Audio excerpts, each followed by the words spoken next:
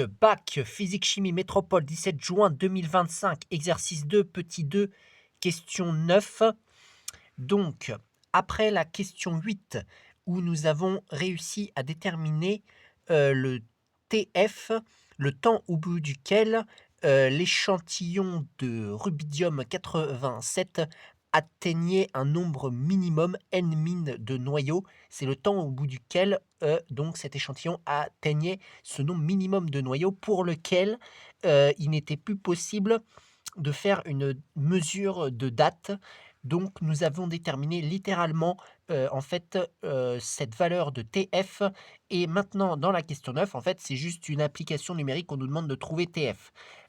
Et aussi d'interpréter, donc c'est pour ça qu'on a besoin du résultat de la question 6. Dans la question 6, on avait trouvé que le rubidium 96 était utile pour dater le site de Meymac qui est âgé de plusieurs centaines de millions d'années, puisque on atteignait en fait le nombre minimum nécessaire pour la mesure bien avant, enfin bien après, je veux dire, l'âge de ce site. Donc du coup, on pouvait très bien mesurer l'âge de ce site.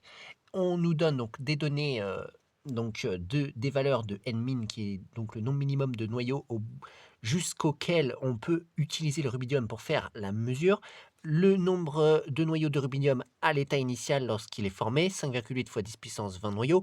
Et on nous donne la constante radioactive du rubidium 87, 1,41 fois 10 puissance moins 11 années puissance moins 1.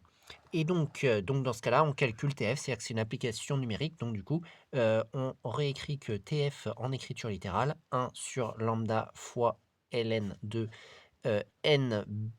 nRB0 sur n min, qu'on a trouvé dans la question précédente, la question 8. Maintenant, on remplace par les valeurs.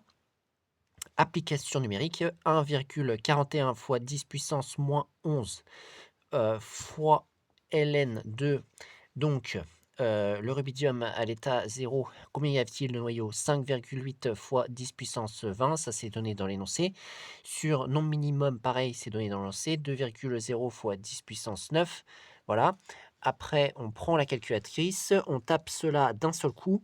Bon, ici, moi j'ai une aide de calcul, on me dit que ce calcul est environ égal à 18,719 fois 10 puissance 11. Voilà, 18 fois 719 fois 10 puissance 11.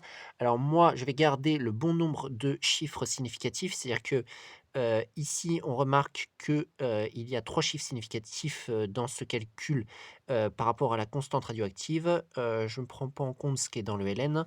Donc, par conséquent, ça nous donne 3 chiffres significatifs, c'est-à-dire qu'il faudrait que je m'arrête après le 1, le 8, le 7, après le 7. Enfin exactement au 7. Donc ça nous fera, sachant qu'après le 7 il y a un 1, donc je laisse 7, j'arrondis pas au-dessus, donc ça fait 18,7 fois 10 puissance 11. Je remets cela sous forme scientifique, 1,87 fois 10 puissance 12 années. Voilà. Donc ça veut dire qu'en fait, on atteignera le nombre minimum de noyaux qui est suffisant pour faire une datation après 1,87 fois 10 puissance 12 années. Et ça correspond à combien d'années? Ça correspond à combien d'années si on regarde cela en milliards, etc. En milliards, par exemple. Donc milliards, c'est 10 puissance 9. Donc là, ça fait 10 puissance 3 fois 10 puissance 9. C'est-à-dire qu'il faudra 1870 milliards d'années. Ça fait 1870 milliards d'années. C'est-à-dire on pourra attendre 1870 milliards d'années jusqu'au moment où on pourra plus utiliser le rubidium 87 pour faire une datation. Donc ça va être suffisant, hein. Donc ici, il nous demandait de comparer avec la réponse donnée à la question 6. Donc du coup, dans la question 6, on avait vu que donc le site de Meymac, il était âgé de plusieurs centaines de millions d'années, et que le rubidium 87 était suffisant. Et là, on vient de le confirmer, puisque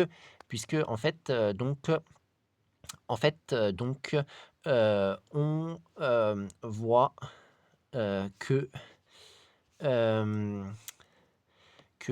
le RB87 et adapté pour évaluer l'âge du site de mes Mac, car celui-ci est âgé de plusieurs centaines d'années,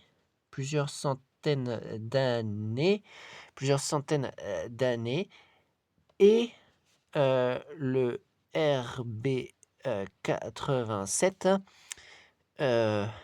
peut dater des échantillons jusqu'à TF égale ce que nous avons calculé, 1,87 fois 10 puissance 12 ans, qui est bien supérieur à plusieurs centaines de millions d'années. Plusieurs centaines, j'avais pas marqué millions d'années, plusieurs centaines de millions d'années, parce que plusieurs centaines de millions d'années, ça fait au maximum 1 milliard.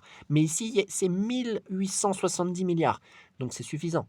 Donc 1870 milliards d'années, voilà, il fallait comparer. Il fallait comparer et commenter. Donc du coup, ça confirme bien ce que l'on a vu dans la question d'avant. C'est bien suffisant.